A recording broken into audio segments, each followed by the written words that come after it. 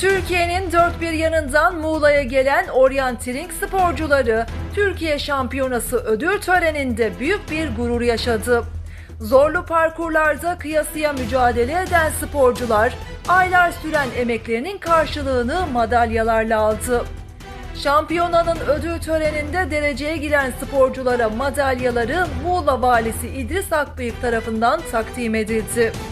Tören sırasında sporcuların sevinci ve heyecanı görülmeye değer anlar oluştururken tribünlerde bulunan aileler ve spor severler de coşkuya ortak oldu.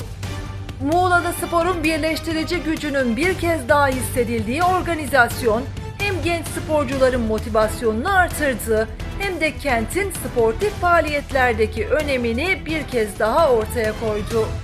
Yetkililer bu tür ulusal organizasyonların Muğla'da düzenlenmeye devam edeceğini belirterek sporcuları tebrik etti.